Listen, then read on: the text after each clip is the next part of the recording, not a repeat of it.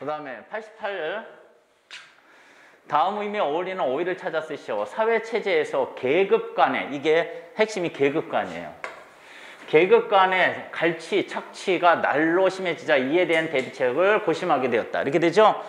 계급 간에 이루어지는 것은 착취라고 말을 해요. 그러면은 그 앞에 나오는 갈취 같은 경우는 그냥 힘으로, 강제적으로, 힘에 의한 강제로 어떤 것을 빼앗는 것을 말을 할 때는 갈취 이렇게 되고, 계급 관계에 있어서 다른 사람 거를 거의 무단으로 취득하는 것은 착취 이렇게 되는 거예요. 그 다음에 기상청은 비가 오는 날마다 비가 오는 거잖아요. 비. 그쵸? 비가 오는 거니까 비읍자를 쓰는 강우량, 이게 맞는 거예요. 그러면 강수량은요? 물수자죠? 그러니까 강우량은 비가 오는 것만을 말을 하는 거고, 강수량은 비 말고 또 뭐도 오죠? 눈, 우박 막 이런 것도 내리잖아요. 근데 그게 나중에 물이 되잖아요. 이런 것을 합한 게 이제 강수량 이렇게 되는 거예요. 그 다음에 불법 거래가 전혀 근절, 개선되고 있지 않다. 불법 거래니까 부정적인 거잖아요. 부정적인 것은 어떻게 되죠? 더 이상 하지 못하게 잘라야 되는 거잖아요. 그래서 근절 이렇게 되는 거예요. 근절이라는 게 뿌리 뽑다 막 이런 뜻이에요. 근데 개선 같은 경우는 좀 부족하거나 약간 좋지 않은 것을 좀 좋게 만드는 거죠. 좋게 만드는 거예요. 그는 병원에 입원한 지 2~5달 만에 증세가 많이 개선 호전. 이때는 호전됐다. 이렇게 호자가 좋을 호자 이렇게 쓰는 거죠.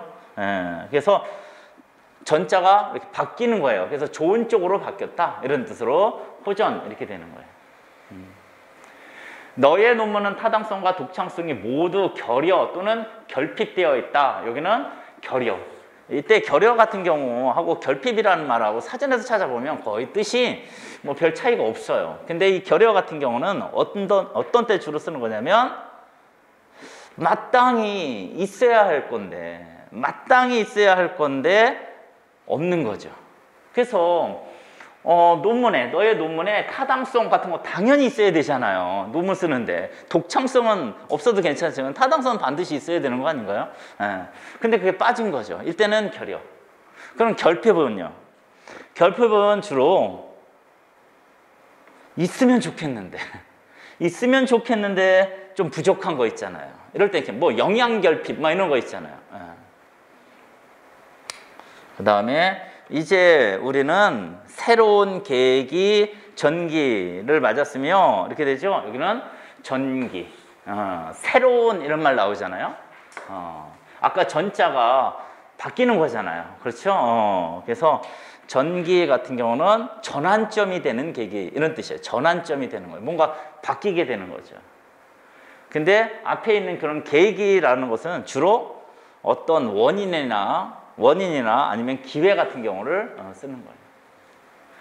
그 다음에 그 전에 나왔는데 그는 아들을 못 두고 외동딸, 외딸, 고명딸 이렇게 되는데요. 여기는 외동딸, 외딸 같은 표현이에요. 외동딸, 외딸. 왜냐하면 지금 여기서 앞에 아들을 못 두고 이런 말 쓰잖아요. 그쵸? 그러니까 아들도 하나도 없이 그냥 딸 하나만 있는 것을 말을 할 때 외동딸, 외딸 이렇게 말을 하는 거예요. 그럼 고명딸은요? 아들도 있는데 딸은 하나만 있는 거죠. 아들도 있는데 딸은 하나만 있을 때는 고명딸. 그 다음에 내가 너라도 그렇게 할 수밖에 없었을 거야. 이렇게요. 내가 너라도 그렇게 할 수하고 밖에는 붙일 쓰고요. 할 수밖에 없었을 거야. 이렇게요. 이 밖에 같은 경우가 조사로 쓰여요. 조사로. 근데 앞에 수가 의존명사죠. 근데 밖에가 조사로 쓰여서 이렇게 돼요. 저번에도 말했지만 이 꼭 박이라는 게 안, 박 할 때 그때 쓰였으면은 명사로 쓰였기 때문에 띄었어야 되겠죠. 예, 안, 박 할 때 그런 의미로 박은 명사기 때문에 띄어 쓰는 거예요. 알겠어요? 근데 뭐뭐 밖에 이거는 하나의 조사예요, 조사. 예. 또 이 밖에가 어미로 쓰일 때도 있어요. 근데 어미로 쓰일 때는 언제 쓰이냐면 문장 맨 끝에 내가 그렇게 할 밖에 뭐 이런 거 있잖아요. 이때 맨 끝에 쓰였을 때는 뭐뭐 할 밖에 할 때 그 할 때 그 리을 있죠? 리을 밖에를 한 단어로 종결 어미로 취급을 해서 붙여 쓰는 거예요. 그 다음에 차, 한, 대가 쏜살같이 지나가는 것을 봤습니다. 이렇게. 뭐 한하고 대가 띄어쓰는 건 알겠죠? 대라는 게 단위를 나타내주는 의존명사이기 때문에 띄어쓰는 거예요. 한하고 대를. 근데 이 쏜살같이 같은 경우가요. 사전에서 찾아보면 쏜살같이라는 단어가 부사예요. 한 단어예요. 예, 부사는 한 단어고요. 근데 쏜살 같다라는 단어도 있어요. 쏜살 같다. 쏜살 같다라는 단어는 형용사예요. 당연히 형용사겠죠. 예. 근데 그냥 저번에도 나왔지만 한 가지만 더요. 이 같이하고 같은하고 이게 달라요. 예, 예. 같이라는 것은 주로 부사로 쓰이고 같은은 원래 같다라는 형용사의 활용형이에요. 자, 그 다음에 김 씨는 몸이 아픈 동생을 위해서 약을 다리는 중이다. 이렇게 해서 요 다리는이 잘못됐죠? 예. 다리는이 달이는 이렇게 해야 되는 거죠. 근데 저 여기서 쓰는 이 다리는이라는 것은 언제 쓰이죠? 옷 다리는 거 할 때 그 다리미라고 하잖아요. 다리미 이렇게 하잖아요. 예. 그 다음에 하든지 말든지 내 마음대로 하라. 선택이죠? 선택을 할 때는 던지가 아니라 든지 이렇게 해야 되죠. 든지. 드는 하든 말든 뭐 이런 거예요. 하든 말든 선택이에요. 더는 언제 쓰죠? 과거 회상할 때 쓰는 거예요. 과거 회상할 때 던 또는 더 이런 거 쓰는 거잖아요. 자, 그 다음에 등불 따위가 휘황하게 켜져 있어 밤에도 대낮같이 밝은 곳을 이루는 말 이렇게 됐죠? 답은 3번이 돼요. 뭐라고 있죠? 불야성. 뭐 성자 몰라도 상관없잖아요. 불야 이렇게 하면 야자가 밤야자잖아요. 밤이 아니네. 왜 밤이 아닌 것 같아? 환하게 켜져 있으니까. 예. 그 다음에 못나고 어리석은 사람을 이르는 말. 어디 갔죠 이게? 8번이 답이 되겠어요. 뭐라고 읽어요? 불초. 고전 소설에서 많이 나타나지 않나요? 아들이 아버지한테 불초소생 뭐 이런 말 쓰지 않아요? 불초할 때 초자가 무슨 초자예요? 여러분들 어떤 사람의 모습을 그린 그림을 뭐라고 하죠? 초상화잖아요, 초상화. 그래서 초자가 닮을 초자예요. 닮다. 이게 어떤 사람이 초상화를 그리는데 그 사람하고 같거나 비슷하게 그려야 되잖아요. 닮게 그려야 되잖아요. 초상화할 때 그 초자예요. 근데 불초라는 것은 닮지 않았다 이런 뜻이에요. 누구랑 닮지 않았어요? 부모와 닮지 않아서 이런 뜻이에요, 이게. 예. 그 다음에 암컷과 수컷의 눈과 날개가 하나씩 있어서 짝을 짓지 아니하면 날지 못한다라는 전설상의 새가 있대요. 없어요, 이런 거. 답은 새잖아요, 새. 새니까 4번이네. 뭐라고 읽어요? 비익조. 비익조. 비익조. 익자가 날개 익자예요. 날개 익자. 그 다음에 한결에나 가계의 맨 처음이 되는 조상. 다른 말로 뭐 시조 뭐 이런 말 쓰잖아요. 답은 9번이에요. 뭐죠? 9번. 무슨 조잖아요. 비조, 비조. 코비자잖아요. 예. 왜 사람의 얼굴 중에서 코가 이렇게 좀 오똑 나와 있잖아요. 예. 그 다음에 생각함이 사특함이 없다.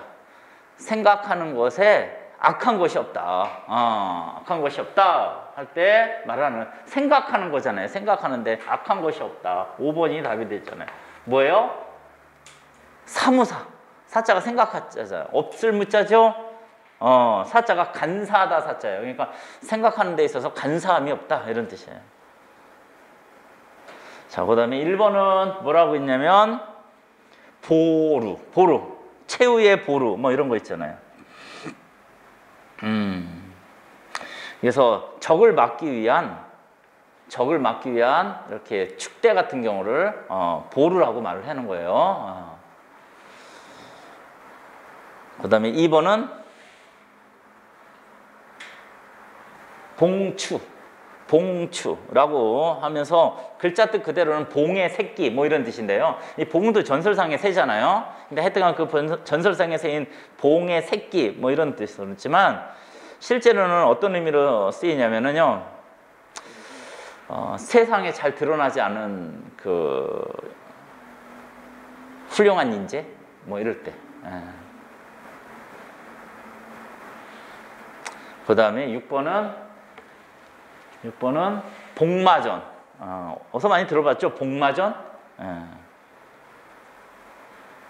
복마전은요, 그냥 악의 근거지, 뭐, 악의 근거지. 아니면 음모가 끊이지 않는 악의 근거지. 이럴 때. 그 다음에 7번은 분수령이잖아요. 분수령. 그러니까 어떤 분자가 나눌 분자죠? 예, 숫자가 뭐예요? 물숫자죠? 영자가 고개령자죠? 그러니까 산과 고개가 나누어지는 곳 이런 뜻인데요.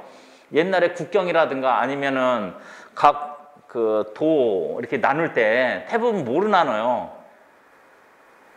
강을 구분해서 나눈다든지 아니면 산을 구분해서 나누잖아요. 그래서 분수령이라는 건 어떤 일의 전환점 뭐 이런 뜻이 돼요. 전환점. 그 다음에 10번은 사숙이라고 읽어요. 사숙. 사숙.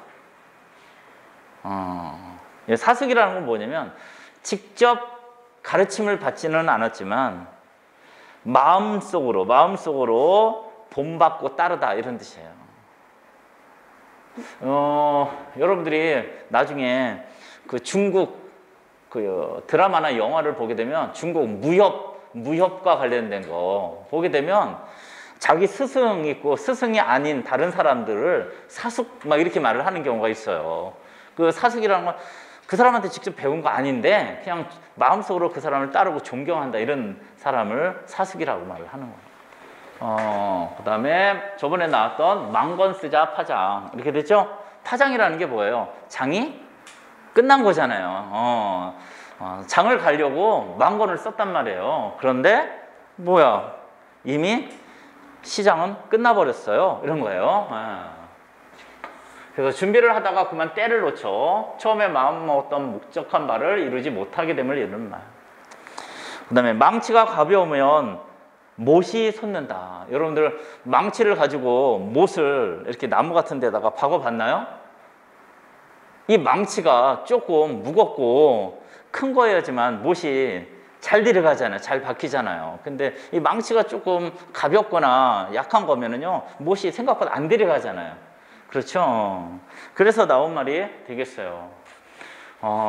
윗사람이 위엄이 없으면 아랫사람이 순종하지 않냐고 반항하게 되면 이런다. 그 다음에 맛없는 국이 뜨겁기만 한다. 이렇게 됐죠? 사람답지 못한 자가 교만하고 까다롭게 군다라는 뜻이에요. 맛도 없는데 뜨겁기만 하니까. 그 다음에 메밀떡 굿에 쌍장구 치랴. 이 굿이 핵심이에요. 사람들이 구슬할 때 그 신한테 무슨 재물 같은 걸 바치잖아요. 근데 여기서의 재물이 뭐냐면 메밀떡이에요.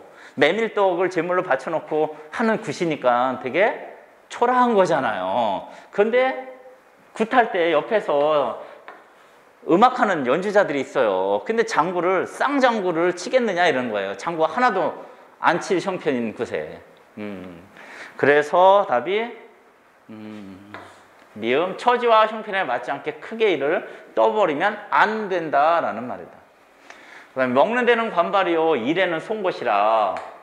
관발이 뭐냐면 그 문어나 아니면 그 오징어의 그 빨판 있잖아요. 이렇게 딱 붙으면은 잘 안 떨어지는 그 빨판 있잖아요. 그것을 뜻하는 그 관발이에요. 그러니까 먹는 데는요 어디를 어떻게 알고 거기 가서 그냥 찰싹 달라붙어서 챙긴단 말이에요. 근데 일에는 송곳이라. 일은 잘 안 한다라는 거죠. 일하는 데는 수작수작 빠지는 거예요. 그래서 제 이익이 되는 일, 특히 먹는 일에는 남보다 먼저 덤비나 일할 때는 꾀를 피우면서 꽁무니만 뺀다. 이런 말. 네, 여기까지.